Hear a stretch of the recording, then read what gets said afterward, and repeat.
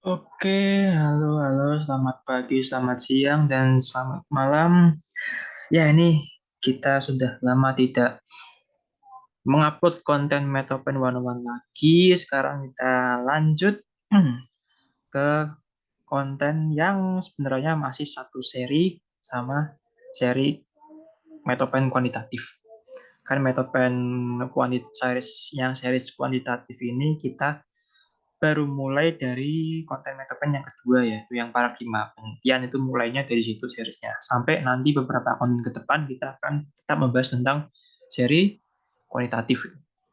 Nah, mungkin untuk konten kali ini agak singkat ya, karena tema kita ini sebenarnya bukanlah tema yang soshum banget gitu. Karena kita di sini kan lebih fokus ke soshum ya. Karena ini KIME komunitas ilmiah mahasiswa ekonomi gitu. E-nya ekonomi bukan eksakta ya. Oke. Oke, jadi di kesempatan kali ini saya akan membahas materi tentang metode eksperimen. Nah, ini dari judulnya aja sebenarnya ini udah nggak sosum banget ya kalau kalian kalian apa namanya mikir kata eksperimen itu kan hubungannya sama lab gitu. Lab tuh hubungannya sama saintek gitu. Dengan segala tabung-tabung kacanya dan jas-jas lab putih-putihnya gitu kan biasanya. Sosum kan jarang gitu. Makanya ini saya nggak banyak materinya, nggak padat banget karena emang bukan bukan jatahnya Nasusum metode eksperimen ini. Tapi bukan berarti metode eksperimen ini tidak ada di ilmu sosial. Tetap ada karena semua metode penelitian itu berguna untuk semua ilmu gitu. Cuma kadarnya aja, porsinya aja yang beda-beda. Nah, metode eksperimen ini intinya apa? Eh, Kalau kalian ingat ya di konten Metopen 101 yang pertama itu ada pembahasan mengenai metode dengan tingkat keilmiahannya masing-masing, kealamiahannya deh, kealamiahannya masing-masing. Tingkat kealamiahannya itu artinya seberapa besar penelitian tersebut ada rekayasanya apa enggak gitu. Jadi kan eh, kalau di konten Metopen yang pertama itu ada tiga jenis gitu. Mulai yang tahap penelitian yang rekayasanya tuh paling gede atau uh, ikut campurnya peneliti itu gede di dalam penelitian itu jenis penelitian namanya eksperimen. Nah, ini yang nanti kita bahas nih. Terus ada geser lagi itu rekayasanya mulai dikurangin itu kita masuk ke jenis metopen survei wawancara observasi dan sebagainya gitu itu. Nah, terus yang tingkat rekayasanya kecil dan hampir tidak ada rekayasa, artinya peneliti itu cuma cuma ngamatin doang gitu, nggak ikut campur ke penelitian itu, cuma mencatat apa yang dia lihat gitu. Itu jenisnya penelitian naturalistik. Itu biasanya di penelitian kualitatif itu, naturalistik. Nah, ini kita membahas penelitian yang campur tangannya peneliti itu gede banget. Eksperimen. Ya kalian tahu lah ya. Kalau anak-anak IPA kan eksperimen tuh nggak mungkin dibiarin doang ya, mesti ada campur tangannya peneliti itu. Begitu juga dengan ilmu sosial gitu. Ya, intinya adalah metode eksperimennya adalah metode penelitian yang mana ada perlakuan dari peneliti itu sendiri untuk memengaruhi hasil. Contohnya kalau di ilmu sosial apa ya? Kalau di ilmu alam kan banyak itu. Kalau ilmu sosial itu kan sebenarnya ada labnya. Labnya itu ya dunia ini gitu. Kita semua dunia ini dengan berbagai permasalahan dan fenomenanya itu labnya anak-anak ilmu sosial gitu. Jadi nggak kayak anak saintek yang labnya itu ada di sebuah ruangan, itu enggak. Lab kita itu ada ya fenomena sekitar, fenomena, fenomena sosial, masalah sosial gitu-gitu. Ini kita amati dan sebagainya gitu. Nah, bagaimana misalnya contoh perlakuannya peneliti soshum itu kalau bikin penelitian eksperimen itu gimana? Ya, misal aja simpelnya tuh contoh kayak gini deh. Misal nih, ini kita ambil yang ekonomi aja ya. Studi kasus ekonomi. Misal nih, eh, aku mau neliti produktivitas tenaga kerja di suatu pabrik misal. Nah, perlakuannya apa? Bentuk perlakuannya, maksudnya bentuk ikut campur kita apa? Misal gini, eh, aku mau ngasih ke karyawan-karyawan pabrik itu sebuah alat baru, mesin-mesin yang canggih. Jadi mesin itu bisa apa namanya? Bisa mempermudah kinerja karyawannya gitu. Nah, itu kan aku mau kasih itu, terus aku mau lihat nih, kalau tak kasih alat yang canggih ini, dampaknya apa ke produktivitas gitu. Nah, itu bentuk perlakuannya contohnya itu kayak gitu kalau ilmu sosial.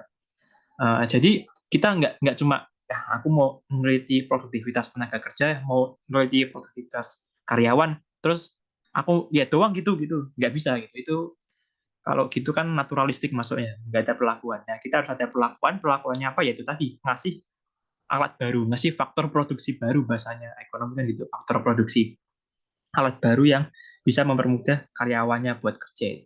Ya, kita kayak gitu. Apakah dengan adanya alat ini benar-benar pengaruh ke produktivitasnya apa enggak itu? Itu contohnya metode eksperimen itu. Nah, langsung aja ya ke bab, bab selanjutnya. Nah, ini desainnya, desain penelitian, karena setiap metode penelitian itu ada desainnya, ada kerangkanya, ada model-modelnya. Nah, kalau eksperimen ini ada 4 ya. Intinya tuh ya, kalau metode eksperimen tuh selalu ada yang namanya variable control. Nah, kalau kalian ingat itu di konten Metaplan 101 yang kedua, itu kan tentang paradigma penelitian, itu ada paradigma penelitian yang ada campur tangan variable kontrolnya gitu. Yang fungsinya itu, fungsi variable control itu adalah untuk menghalau pengaruh dari variabel lain. Kan setiap penelitian itu selalu melibatkan variabel ya.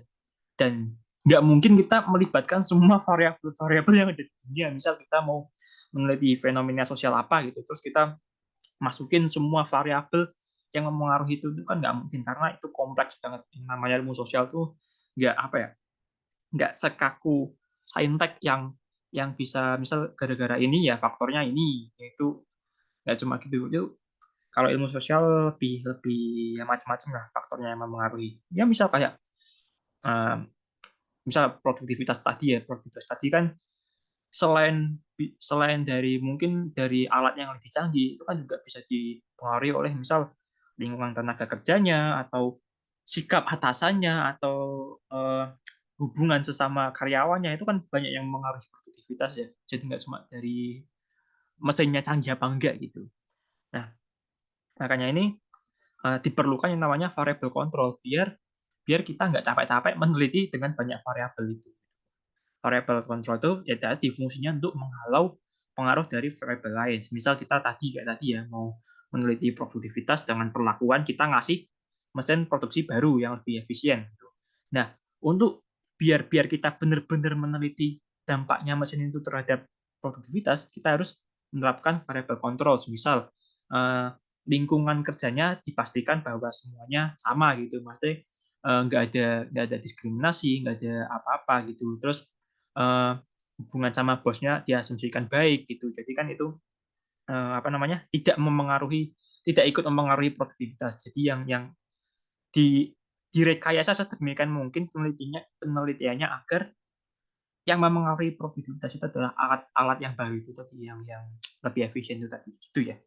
Dan ini ada desainnya itu ada 4 secara umum ya. Ini aku bikinnya secara umum aja. Kalau itu banyak sebenarnya. Yang pertama ini adalah pre-eksperimental, seperti namanya ya. Pre itu kan sebelum. Berarti ini sebelum eksperimental gitu. Bisa dikatakan ini desain ini tuh ya bukan bukan metode eksperimen ya. Namanya aja pre. Jadi sebelum eksperimen itu. Berarti ini kan belum eksperimen, tapi ini tetap dimasukin karena ya buat gambaran aja lah. Seperti saya bilang tadi, yang namanya eksperimen itu selalu ada variable kontrol. Nah, kalau penelitian nggak ada variable kontrolnya, itu bukan penelitian eksperimen. Metodenya bukan metode eksperimen. Nah, inilah yang masuk dalam desain pre-eksperimental. Jadi pre-eksperimental ini adalah metode penelitian yang tidak ada variable kontrolnya. Intinya gitu aja, simpelnya. Terus, nah ini yang kedua, true experimental. Nah ini namanya aja dah true, dah bener itu, bener. Berarti ini model desain ini tuh model penelitian yang benar-benar udah menerapkan prinsip eksperimental, yang mana itu berarti ada variable kontrolnya. Terus ini yang ketiga, ada faktorial eksperimental. Ini tuh apa ya? pengembangan dari model true experimental tadi. Pengembangannya di mana? Pengembangannya adalah kalau true experimental tuh ya hanya meneliti hubungan antara variabel independen dan dependen doang. Kalau faktorial ini ada variabel tambahannya, misal kayak variabel moderator atau variabel yang lain gitu, yang kemarin pernah kita pelajari di konten metopen yang paradigma penelitian. Terus yang terakhir ini ada quasi eksperimental. Quasi eksperimental ini bisa dibilang adalah pengembangan. Kalau yang faktorial tadi itu adalah modifikasinya true experimental, kalau quasi ini adalah pengembangan dari true experimental. Bisa dibilang model yang keempat ini adalah model yang melengkapi kekurangan dari true experimental. Nah, kekurangannya apa nanti kita bahas ya. Oke, langsung next aja ya. Nah, ini ada beberapa ya sub model lah ya, sub model dari ini pre-eksperimental tadi, true eksperimental, faktorial eksperimental, sama quasi eksperimental. 4 metode umum dalam metode 4 desain metode penelitian dalam penelitian eksperimental. Oke, kita mulai dari yang pertama ini pre-eksperimental yang tadi nggak ada variabel kontrolnya. Yang pertama bentuknya itu bisa berupa one shot case study gitu. One shot case study itu intinya itu kita ngasih perlakuan, terus kita lihat aja itu udah dampaknya apa. Kayak misal tadi ya, aku ngasih alat produksi yang efisien karyawan, terus aku mau lihat ini produktivitasnya ngaruh naik apa enggak gitu. Ya udah, aku nggak nambahin variable kontrol atau apa, itu aku lihat aja. Nah, aku kasih alat yang lebih canggih, bisa nggak nih karyawannya lebih produktif? Itu ya one shot case study. Jadi cuma satu kali apa namanya? Ya satu kali observasi lah, namanya aja one shot case study. Terus ini yang kedua ada one group pretest post-test design. One group pretest post-test design ini, kalau tadi kan yang ini cuma kita kasih alat, kita kasih perlakuan berupa alatnya itu ya, kasih alat yang dicanggih, apakah nanti produktivitas tenaga kerjanya naik atau enggak. Tapi kan yang ini tuh kita nggak tahu nih, sebelum ada alat itu, seberapa besar produktivitas karyawannya gitu kan, itu belum diukur kalau ini.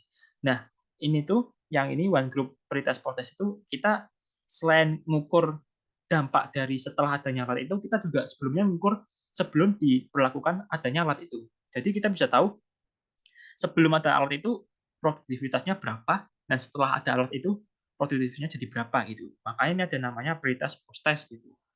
Ya kayak ini lah, kayak soal metopen yang biasa di-share lah ya. Ada pretest, ada post-testnya. Ya itu salah satu bentuk. Ya bukan metode eksperimen sih, itu maksudnya ini bereksperimental. Jadi ya metode-metode kecil-kecilan ya, bukan eksperimental, bukan apa. Cuma buat ngetes aja ada pengaruhnya apa enggak. Terus yang ketiga ini ada intake group comparison. Intinya tuh kalau ini kan kalau ini kita ngasih perlakuan terus amati aja udah gitu. Kalau ini kita tes dulu sebelum ada perlakuan, terus kita bandingin dengan hasil tes yang setelah ada perlakuan. Nah, kalau ini dibagi nih, misal nih, kita bikin satu kelompok gitu. Di dalam satu kelompok itu ada satu grup, dalam satu kelompok kan nanti, misal nih, dalam satu kelompok kita dibagi 2 grup. Grup pertama itu kita kasih perlakuan. Misal grup pertama itu karyawan tadi ya, masih sama ya. Karyawan tadi yang grup pertama, kita kasih alat yang lebih canggih. Grup yang satunya itu kita nggak kasih alat apa-apa gitu, masih sama kayak sebelumnya gitu. Terus kita lihat tuh mereka produktivitasnya jadinya gimana, kita bandingin gitu. Bandingin hasil dari grup yang dikasih dikasih alat yang lebih canggih sama grup yang nggak dikasih alat apa-apa gitu. Alatnya masih kuno, masih sama kayak sebelumnya. Itu perbandingannya produktivitasnya gimana dan sebagainya gitu. Itu intinya intake group ya. Nah, jadi bentuk-bentuk ini tuh seperti yang saya bilang tadi ya, karena masuknya itu masih bereksperimental, jadi sama sekali tidak memperlibatkan variabel kontrol. Bisa dibilang ini tuh ya bukan suatu metode yang ilmiah banget gitu. Karena validitas internal. Nah, nanti di konten metopen berapa itu ya? ke-6 itu kita akan membahas tentang instrumen penelitian. Itu instrumen itu adalah alat-alat yang akan kita gunakan untuk mengukur penelitian kita. Itu kan kalau menentukan itu harus ada validitasnya ya. Validitas instrumennya itu harus diuji atau enggak. Nah, validitasnya instrumen di pre-eksperimental ini bisa dibilang kurang valid ya karena itu tadi kita nggak melibatkan variabel kontrol gitu. Jadi ya bisa aja tadi produktivitas itu nggak cuma disebabkan oleh mesin yang lebih efisien itu aja, bisa jadi kayak saya bilang tadi mungkin karena lingkungannya, kayak mungkin ada faktor yang di luar mesin itu juga ya. Jadi nggak full mentang-mentang kita dikasih mesin terus kita ngira wah gara-gara ada mesin ini produktivitas tenaga kerjanya jadi meningkat. Ya nggak juga, bisa saja itu pengaruhnya, bisa aja mesin itu pengaruhnya kecil, cuma yang pengaruh lebih besar dari kenaikan produktivitas itu lebih besar dipengaruhi oleh faktor lain gitu, misal kayak lingkungan kerja tadi, itu bisa saja. Jadi hasilnya itu masih abu-abu lah, belum jelas, belum akurat, belum ada asumsi-asumsi yang membuat penelitian itu akurat, nggak ada variabel kontrolnya. Instrumennya belum valid, itu ada namanya uji validitas reliabilitas. Ini belum memenuhi uji validitas, intinya gitu ya. Nah terus kita pindah yang ini nih, yang true experimental. Nah true experimental ini bisa dibilang ini yang baru mulai ada kesan ilmiahnya lah gitu, karena instrumennya di penelitian ini itu udah diuji validitasnya. Sebenarnya sama ya, ini bedanya ini sama ini tuh cuma ini nggak ada variable kontrolnya, ini ada gitu. Jadi ini dua dua sub jenis ini tuh sebenarnya ya perlakuannya sama kayak ini. Misal nih, post-test only control design itu cara kerjanya sama persis kayak ini, sama iya ini sama persis kayak ini, sama persis kayak one shot case tadi. Jadi kita kasih perlakuan, kita amati aja tuh perlakuan itu mengaruhnya gimana ke variable dependent yang kita tentukan. Cuma bedanya kita di sini pakai variable control. Kalau di sini kan misal tadi kita ngasih alat terus kita lihat apakah pengaruh ke produktivitasnya apa enggak gitu.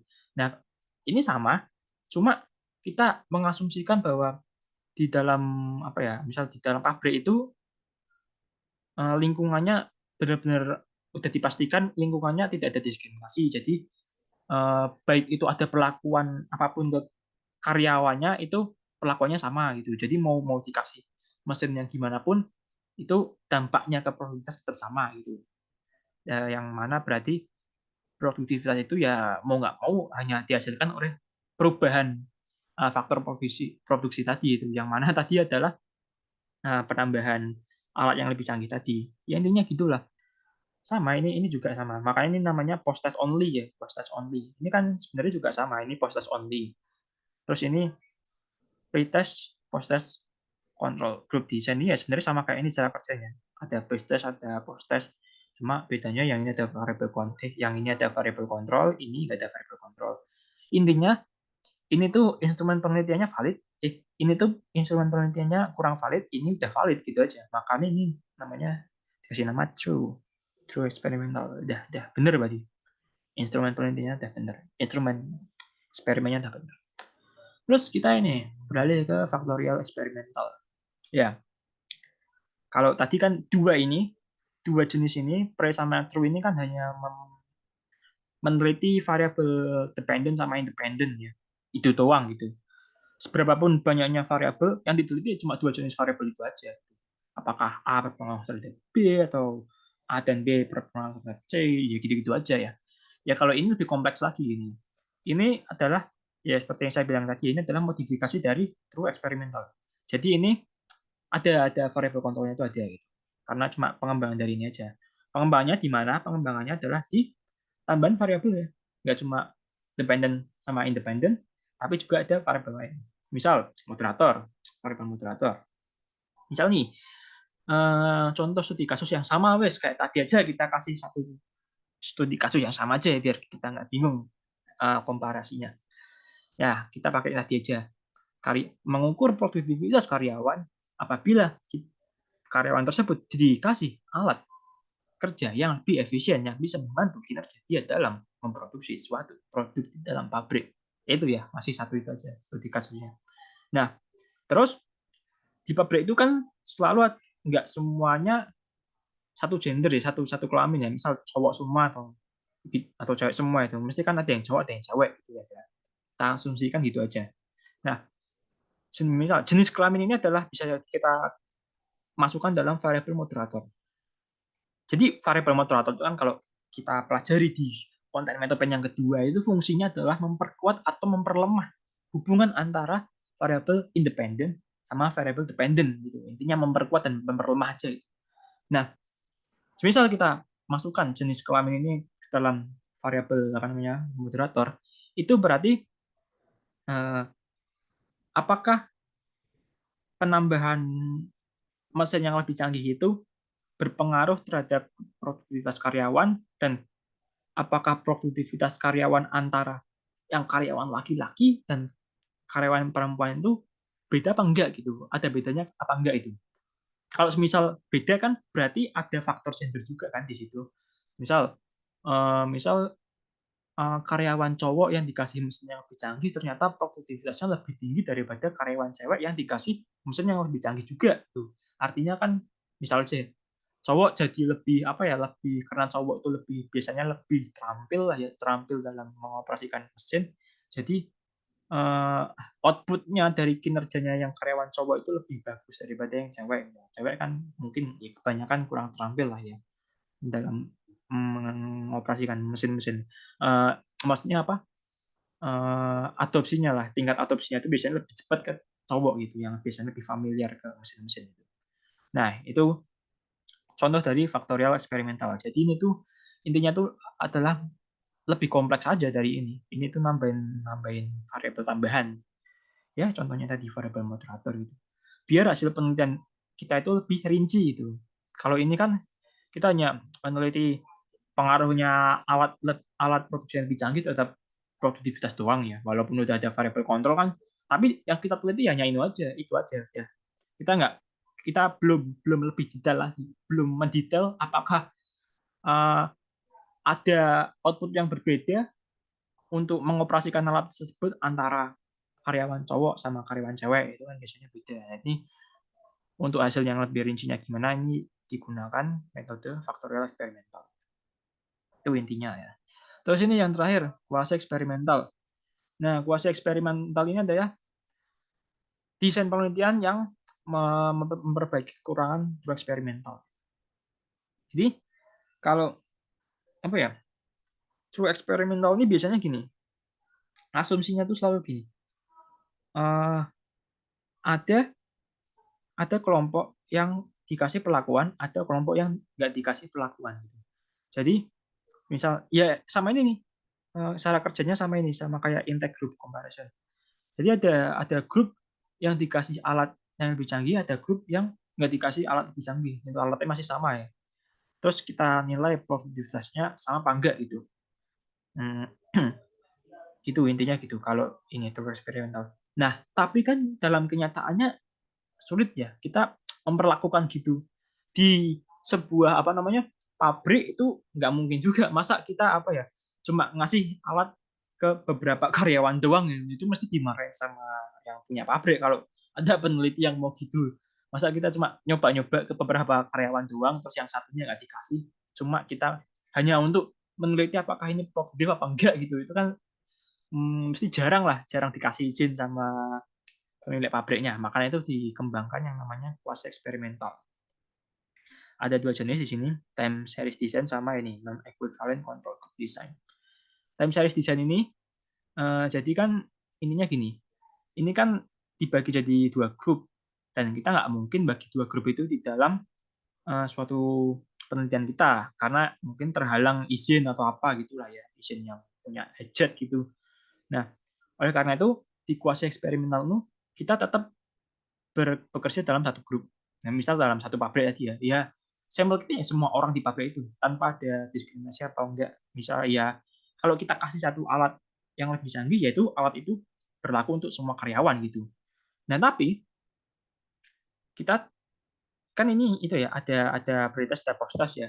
Nah, ini di time series design ini namanya aja time series ya. Berarti kita tuh nggak cuma meneliti di satu waktu yang sama, itu ada keberlanjutannya lah gitu intinya gitu. Time series kan gitu ya. Jadi gini, time series design ini kerjanya tuh gini, kita misal nih kayak tadi aja contohnya kita ngasih alat yang lebih canggih ke suatu sebuah ya di kumpulan karyawan pabrik ya, kita uji produktivitasnya baik apa enggak gitu. Nah, sebelum itu kan kita harus pretest dulu nih biar tahu ya sebelum ada alat itu apakah karyawannya ya sebelum ada alat itu produktivitasnya gimana lah karyawan itu. Nah, time series design ini karena ini penelitiannya berkelanjutan, jadi pretest sama post test nggak cuma satu kali. Kalau ini kan satu kali pretest, satu kali post test. Terus kita bandingin dari pretest atau post test itu berapa lah pengaruhnya, berapa perubahannya. Nah, kalau time series design ini enggak. Agar lebih akurat, kita harus melakukan pretest lebih dari sekali dan post test lebih dari sekali. Nah, penelitian yang baik di kuasi eksperimental ini adalah ketika kita ngasih pretest beberapa kali, misal nih kita ngasih pretest di hari pertama, terus seminggu kemudian kita ngasih pretest lagi, seminggu kemudian lagi kita ngasih pretest lagi sampai minggu keempat pretestnya sama. Kalau misal dalam pretest itu hasilnya itu hampir sama, pasti perubahannya nggak sedikit lah, perubahannya kecil. Itu berarti apa namanya memenuhi memenuhi desain penelitian eksperimental yang baik. Karena apa? Karena kan kita belum ngasih perlakuan apa-apa kan? Karena kita belum ngasih perlakuan apa-apa, asumsinya ya belum ada perubahan yang signifikan ke apa namanya ke objek penelitian kita. Makanya tadi kita uji pretest sampai 4 kali di 4 waktu yang berbeda. Kalau hasil 4 pretest itu tadi hasilnya hampir sama, berarti itu emang kalau tanpa ada perlakuan ya emang objek penelitiannya tuh benar-benar nggak terpengaruh apa-apa gitu. Itu cuma buat buktiin itu aja. Ya terus tadi kan pretestnya misal pretestnya 4 kali tadi. Postesnya ya juga 4 kali. Misal nih kita udah ngelakuin pretest 4 kali tadi. Nah di minggu kelima kita kasih perlakuan. Kita kasih alat tadi alat yang lebih canggih. 1 kali. Terus kita tes di postesnya. Minggu 6 kita tes di postes. Minggu ke-7 kita tes lagi. 8, 9 kita tes juga postesnya.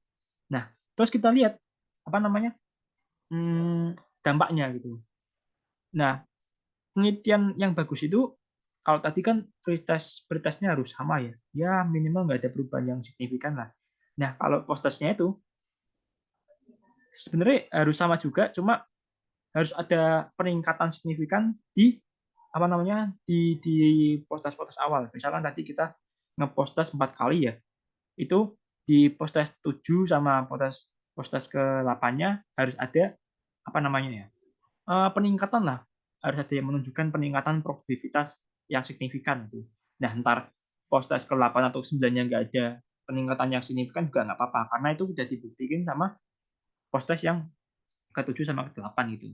Intinya di time series design ini adalah kita menguji sampai beberapa kali percobaan agar memastikan bahwa pengaruhnya itu benar-benar berpengaruh dalam waktu yang berbeda-beda gitu, secara berkelanjutan gitu, untuk memastikan itu aja. Gitu. Kalau ini kan tadi cuma dalam satu waktu ya, kita nggak bisa menentukan. Kalau bisa jadi kita kasih kasih perlakuan tapi di waktu yang berbeda itu pengaruhnya beda lagi. Itu kan untuk menghindari hal-hal yang kayak gitu kita pakai kuasa eksperimental, yang mana kita harus menguji ke semua waktu yang berbeda apakah uji itu memang berlaku ke waktu-waktu lain apa enggak gitu kan. Kalau kalau berlaku di waktu-waktu lain juga hasilnya sama juga kan artinya itu emang valid lah ya, hasilnya itu valid itu. Nah, terus ini yang terakhir, non equivalent control group design. Non equivalent ini ya sebenarnya apa ya, sama sama kayak ini, sama kayak hmm, apa namanya pretest post test control group design gitu. Bedanya tuh sebenarnya di mana ya, itu bedanya tuh ke oh ya, bedanya tuh cuma ke satu grup itu tadi. Ini kan tadi yang saya bilang ini ada diasumsikan ada 2 grup ya. Satu grup itu dikasih perlakuan apa enggak, satu grup itu apa dikasih satu grup dikasih perlakuan, satu grup lagi enggak gitu. Terus kita bandingin apakah ada perbedaan apa enggak di antara grup itu. Nah, non equivalent ini ya kita samain aja gitu dalam satu satu grup itu. Tapi dalam satu grup itu eh, ada perlakuan tapi perlakuannya tuh berbeda kadarnya itu. Nah, kalau ini kan pembedanya cuma yang satu grup dikasih perlakuan, yang satu grup enggak gitu. Itu kan. Nah, kalau ini yang satu kedua grup ini iya, dalam satu grup dibagi dalam dua kelompok lah. Dalam satu grup bagi dua kelompok. Yang satu kelompok, dua kelompok ini tetap dikasih perlakuan, cuma kadar perlakuannya beda. Misal nih, yang kelompok pertama dikasih alat yang lebih canggih yang bisa memproduksi misal 1000 produk per hari lah gitu. Terus yang satunya dikasih alat juga lebih canggih juga, tapi kadar produktivitasnya tuh lebih dikit itu, misal cuma 500 produk per hari gitu. Jadi ada kedua grup tersebut dikasih perlakuan, tapi kadar perlakuannya beda gitu. Gitu aja. Makanya ini namanya non equivalent karena perlakuannya itu ada, cuma nggak setara gitu, nggak sama gitu. Yang apa ya, intinya kadarnya itu nggak sama perlakuannya. Ya ini tuh ya lagi-lagi biar mengatasi masalah ini aja, kekurangan di dua eksperimental ini. Kan kita nggak mungkin ya kasih yang satu dikasih perlakuan, yang satu enggak gitu. Ya makanya kita mau nggak mau ya kalau selain kita pakai ini ya opsinya pakai ini. Kalau pakai ini kan artinya kita ngasih perlakuan yang sama ya, yang sama ke semua karyawan. Nah, kalau ini kita ngasih perlakuan cuma kadarnya beda aja buat pembanding aja gitu. Kalau ini kan nggak ada pembandingnya. Cara kita membandingkannya adalah dengan membandingkan antara percobaan waktu yang satu dengan waktu yang lain. Nah, kalau ini satu waktu, tapi dalam satu waktu itu perlakuannya kadarnya berbeda. Intinya gitu aja. Ya, kurang lebih gitulah ya. Apa? Eksperimental, metode eksperimen. Ya seperti yang saya bilang tadi, ini tuh jarang dipakai di apa namanya ilmu sosial karena uh, kurang itulah ya. Kalau ini kan variabel eksperimen tuh kita harus ada kewajiban untuk memerinci apanya, memerinci lingkup penelitian kita itu. Kita nggak bisa meneliti secara luas gitu. Sedangkan ilmu sosial itu kalau semakin luas penelitian kita, semakin luas lingkup penelitian kita itu biasanya lebih bagus hasilnya. Nah, karena eksperimen ini membatasi lingkup kita, jadi ini nggak bisa nggak banyak cocok apa namanya kurang cocok lah di ilmu sosial lah yang menghendaki untuk memperluas lingkup penelitian gitu. Ya walaupun tetap berguna aja. Nah biasanya penelitian eksperimen ini yang menggunakan metode eksperimen ini kalau di ekonomi itu digunakan di meneliti ya kayak tadi itu misal meneliti di suatu pabrik gitu, meneliti manajerial di suatu um, tempat gitu. Ya jadi lingkupnya dikecilin ya. Ya misal kita mau meneliti apa gitu di lingkup kampus UNES itu kita bisa pakai eksperimental gitu. Tapi kita nggak bisa pakai eksperimental untuk meneliti semua univ di Indonesia gitu. Itu ya walaupun sebenarnya bisa, cuma hasilnya nanti ada agak rancu karena ya itu dilemanya itu tadi. Kalau kita pakai eksperimental ya kita harus mempersempit lingkup penelitian kita.